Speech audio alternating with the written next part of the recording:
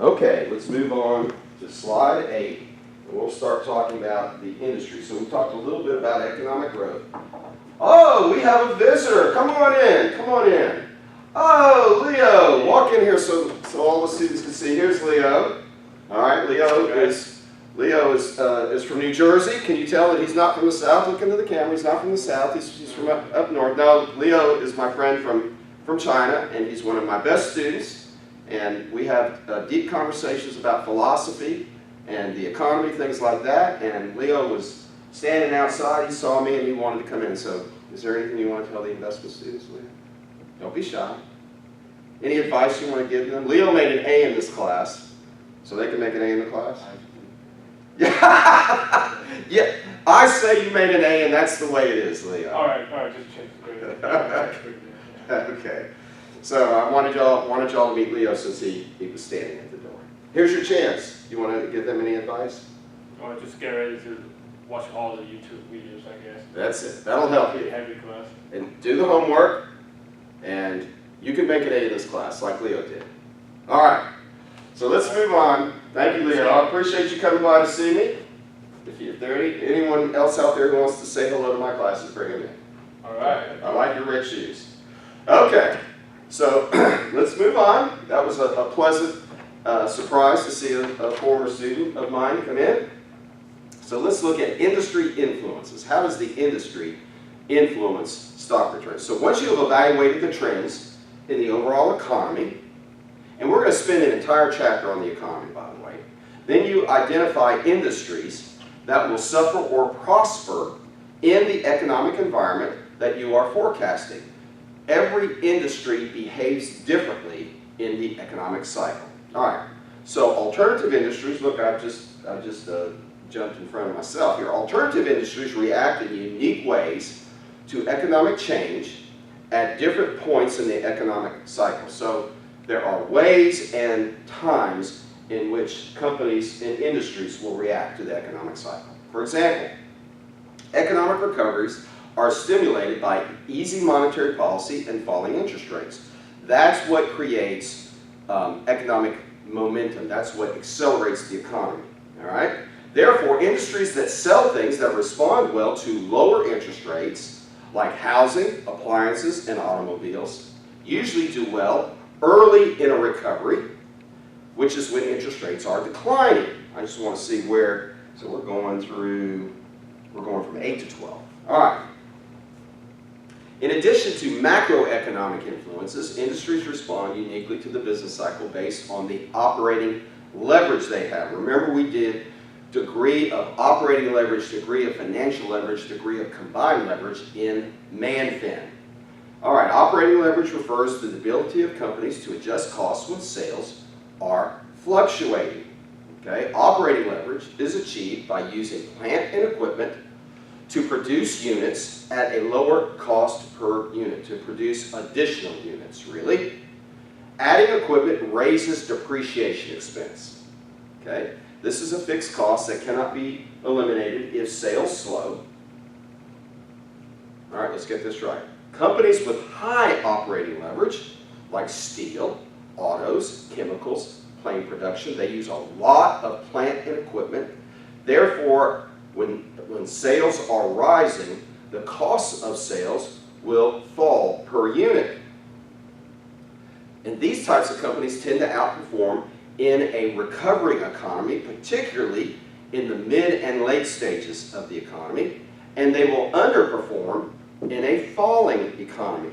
Okay, when the economic growth starts to slow down, you do not want to be in steel companies and in autos and in chemicals and in plane production and in transportation companies. You don't want to be in them because they have high operating leverage and sales are slowing, and that's bad.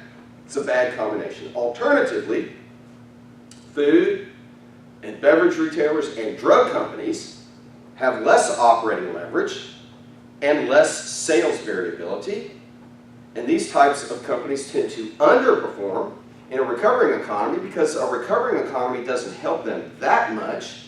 Meanwhile, the recovering economy really helps those high leverage companies. All right? So you want to be in the high leverage companies when the economy is recovering and moving up, and you do not want to be in these food and beverage retailers and drug companies. But when the economy starts to slow down, these food, beverage, and drug companies and their stocks tend to outperform. So that's when you want to be out of those cyclical companies and in these more stable companies. All right. Regulations are an important part of industry analysis. Regulations impact the cost structure of companies. Regulations create barriers to entering a business, and regulations can affect the output, the pricing, and the profitability of an industry. Regulations are really important, okay? And that's why most industries have lobbyists who go to their state government and who go to Washington, and they try to influence the nature of regulations. Okay, what will the regulations look like? Meanwhile, labor laws and supply of labor and unions can impact the cost structure, create barriers to entry, and can affect the output, the pricing, and the profitability of an industry. So you look at regulations and you look at labor conditions for the industry. Okay? So if you have two companies, one has a union and the other does not, chances are the cost structure at the union company and the rules regarding what people can do and when they can do it will be much more rigid in the unionized company, and that is a negative, okay, for the company and the stock. All right, the final point to consider is that the competitive structure of an industry affects individual company and stock performance, the way an industry is structured. Okay, what do we mean by that? Well, competitive structure includes the number of competitors and the size of competitors. Are there a lot of competitors? Are they all large and powerful, or fewer competitors and some smaller ones and some larger ones? Okay, what does the competition look like? And what is the intensity of competition? If the market for the products and services is very large and there are not that many providers, then the competition won't be that intense. Okay? So an important investment concept to remember is that few companies perform well in poor industries. If an industry is suffering, it's really hard to find a good investment in that industry. Okay? So even the best company in a poor industry is usually a bad investment prospect. So keep that in mind. You might be tempted to buy the best company or the stock of the best company in a poor industry, and chances are you will not do well even in the best company, because the industry influence is so powerful that even the best company and its stock can't do well when the industry is suffering. So this is a really important investment concept. Okay, so we've reached the end of clip 2, and we'll move on to clip 3, beginning with slide 13. Peace out, shalom. Here I come.